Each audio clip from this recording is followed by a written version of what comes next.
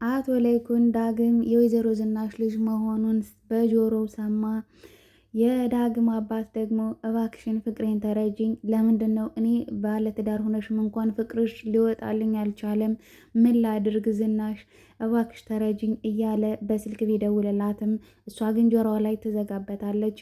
እሺ ለአንዴና ለመጨረሻ ጊዜ እመጣልሻለሁ በማለት ወደ ቤት ይሄድና ለምንድን ነው ፍቅሬን ማትቀበይ? ምንድን ነው ቆይ እኔ ባለትዳር እንደሆንሽ እያወቅኩ እንኳን ምንም ልተውሽ ፍቅርሽ ከውስጤ ሊወጣ አልቻለም እያለ እየተናገረ ያለ ድንገት አቶ ለይኩን ይመጣል። ሁሉንም ነገር ይሰማል ማለት ነው። በጣም የሚገርም ነው። በሌላ በኩል ደግሞ አምራን ሴራ አሲራ ቡና አፊልኝ በማለት ቤት ውስጥ መታ ቡናውን ከጠጣች በኋላ ሆዴን አመመኝ በማለት እንግዲህ አምራን ልጅ እንደሌላት የሚታወቅ ነው። ነገር ግን ዝናሽን ልጅን ገደልሽ ለማለት የበለጠ ዝናሽ በጭንቀት እንድትሞት እንድትናደድ ለማድረግ እንዲሁም ደግሞ ነብሰ ገዳይነሽ እንዲሏት አቶ ለይኩንም ሆነ ናሆሜ እንዲያውቁ ፈልጋ ሴራ ሲራባታለች። እንግዲህ ኑሐሚን ድራማን እንፈታፍታለን። በጣም የተለያዩ በርካታ ነገሮች ተፈጥረዋል በእናቶ ለይኩን ቤት ማለት ነው። ብዙ ነገር ተፈጥረዋል። በጣም የሚያሳዝንም ነገር ተፈጥሯል ማለት ነው። ስለዚህ ቪዲዮውን ስትጀምሩ ላይክ፣ ሰብስክራይብ እያደረጋችሁ ቪዲዮውን ጀምሩ። ስለምታበረታቱኝ ከልብ አመሰግናለሁ። እንግዲህ ወደ ፍትፈታው እንሄዳለን ማለት ነው። አቶ ለይኩን ዳግም የወይዘሮ ዝናሽ ልጅ መሆኑን አወቀ። በጣም ደነገጠ፣ በጣም ተበሳጨ። ሽጉጡን አምቶም ዝናሽን እገልሻለሁ፣ ደፍቼ ነው የምጥልሽ፣ አንቺ ከሃዲ! እንዴት እስከ ዛሬ ከሃዲ ጋር እኖራለሁ? እኔ ግን አክብሬሽ ወድጄሽ ነበረ የምኖረው፣ አንቺ ግን ካድሽ። እንዴት ቻልሽ? መካዱ እንዴት ቻልሽበት? ይህንን የሚያክል ጎረምሳ ልጅ እስከምታደርሽ ድረስ ለምን ደበቅሽኝ? ለምን አጉድዬብሽ ነው? ምንስ አድርጌሽ ነው ከኔ በላይ ሄደሽ ልጅ የወለድሽ? ይላታል ማለት ነው። ከዛ አረ ለይኩን ይቅርታ አድርግልኝ፣ እኔ አንዴ ተሳስቻለሁ። በቃ ሁሉም ነገር ፈረጠ፣ እውነቱ ወጣ። በቃ ምንም ማድረግ አልችልም። እስከ ዛሬ ተጨነኩኝ። ሁሉም እጄን እየጠመዘዘ ወደ ራሱ የሚያደርገኝ እኮ ይህን ሚስጥር እንዳይወጣ ነበር። በቃ አሁን ሚስጥሩ ሁሉ አለቀ። ሚስጥር የሚባል ነገር የለኝም። ለበደልኩት ነገር ሁሉ በጣም ይቅርታ አድርግልኝ ለይኩን በማለት ትለዋለች። መቼም ይቅርታ አላደርግልሽ የሚልና ሩጦ ወደ መኝታ ቤት ገብቶ ሽጉጡን በማምጣት እሷ ሊገላ ሲል በራ ወደፊት ለፊት ትሆናለች። ነገር ግን የዳግም አባት አሸለበ። የዳግምን አባት አቶ ለይኩን ገደለው። አንተ ውሽማሽን ይዘሽ ጨራሽ ቤት ቁጭ ብለሽልኛል በማለት በቃ በጣም ነው የተናደደው። እንግዲህ ዳግምም አባቱን አቷል ማለት ነው። እንግዲህ ሞቷል። እዚህ ላይ በጣም የዝናሽን ተንኮለኝነት የተንኮል ጥግ ናት ማለት ነው። ወይዘሮ ዝናሽ ምንድን ነው ያለች? በቃ ፖሊስ ሳይመጣ ወስደን በአንዱ ጉድጓድ በአንዱ ጫካ እንወርውረው። በቃ እኔ ሚስጥሬ ነው። ከዚህ በኋላ ምንም ቢፈጠር ምንም ለማንም ትንፍሽ አልልም። ሚስጥር የዳግም አባት ከነ ሚስጥሩ ይቀበራል። ስለዚህ ቶሎ ይህንን አፋፍሰን ወስደን እንጣለው ትላለች ማለት ነው ዝናሽ። አቶ ለይኩን ደግሞ አይ እንዲህ ብሎ ነገር አይሰራም። እኔ ወንጀለኛ ገድለሃል ከተባልኩኝ በቃ ለፖሊስ ደውይና ፖሊስ መጥቶ ይውሰደኝ፣ በቃ ምንም ማድረግ አልችልም ይላታል። እንዴት አንተ የልጆች አባት ነህ? የልጆች አባት ስትሆን እንዴት ነው እስር ቤት የምትገባው? ወንጀለኛ ነው ብለው ፖሊሶቹ አይምሩህም። ስለዚህ እናንደብቀው፣ ቶሎ በል ፍጠን፣ ሀሳብን አስተካክል አቶ ለይኩን፣ ሀሳብን አስተካክል። ስለዚህ ቶሎ በልና እንጣለው፣ በአንዱ ጫካ ወይ በአንዱ ጉድጓድ ወስደን እንቅበረው ትለዋለች ማለት ነው። ከዛ በጭራሽ ነው ያላደርግም፣ አንቺንም እደግምሽ ነበረ አንቺ ከሃዲ፣ ነገር ግን ለልጆቼ ብዬ ነው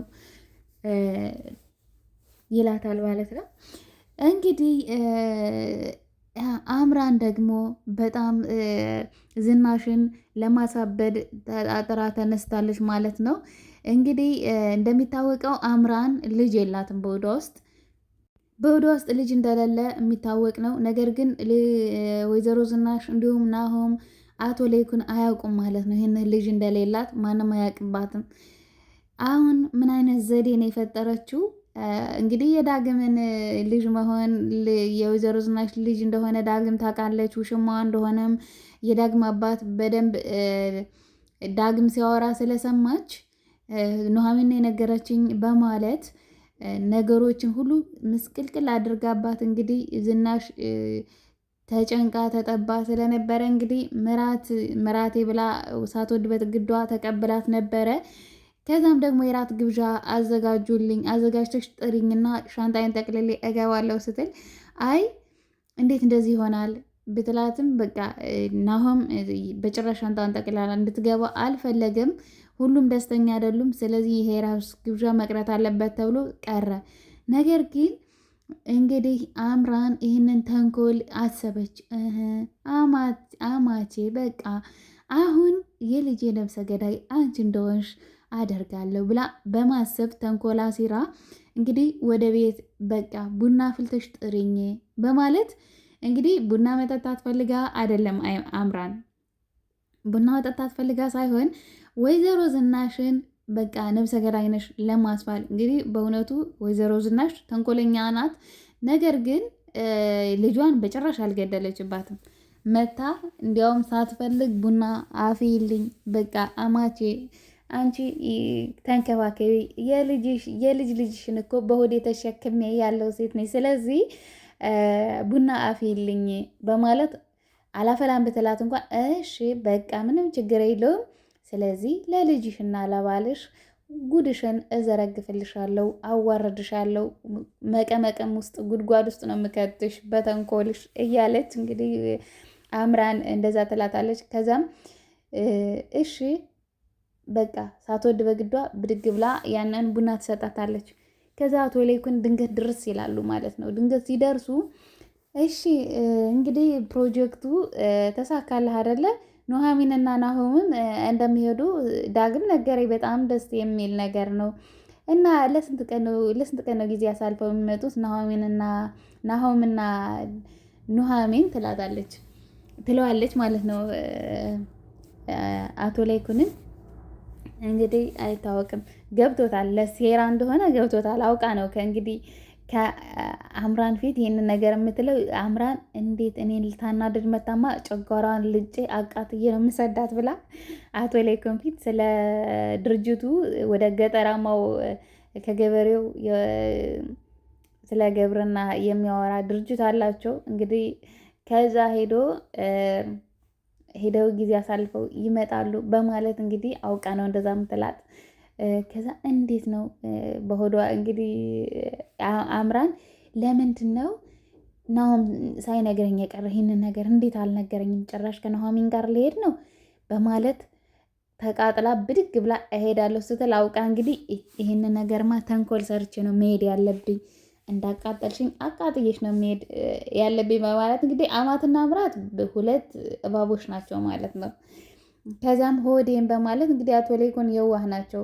አይዞሽ ልጅ አይዞሽ በማለት እንግዲህ በቃ ሄዳለሁ እንሸኝሽ ወይ ብሎ ሲወጣ አይ በቃ ሄዳለሁ አመሰግናለሁ ብላ ሆዷን እንደዚህ እያነካካች ወደ ውጭ ትወጣለች ማለት ነው። ከዛም ወዲያው ወጥታ ለናሆም ደውላ ሆዴን አመመኝ፣ ልጄን ገደለችብኝ፣ እናትህ የልጄ ገዳይ ሆነች።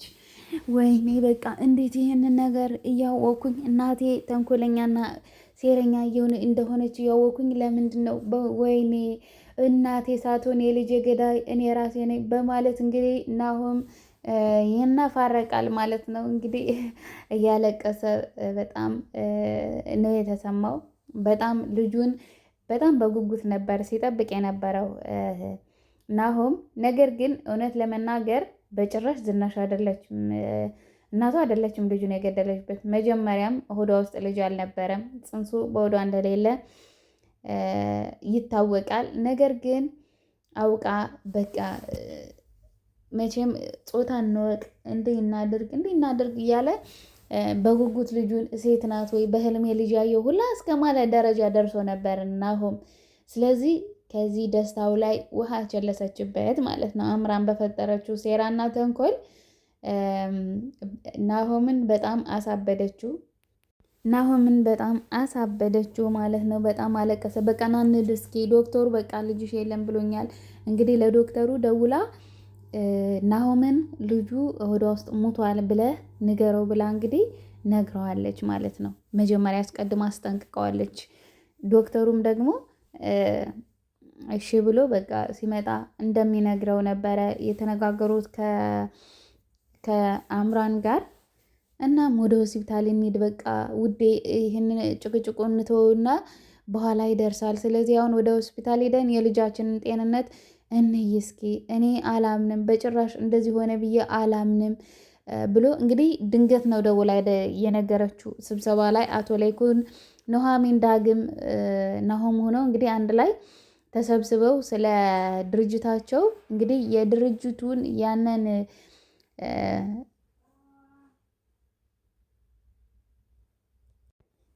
ፕሮጀክት የጸነሰችው ኑሐሚን ነበረች።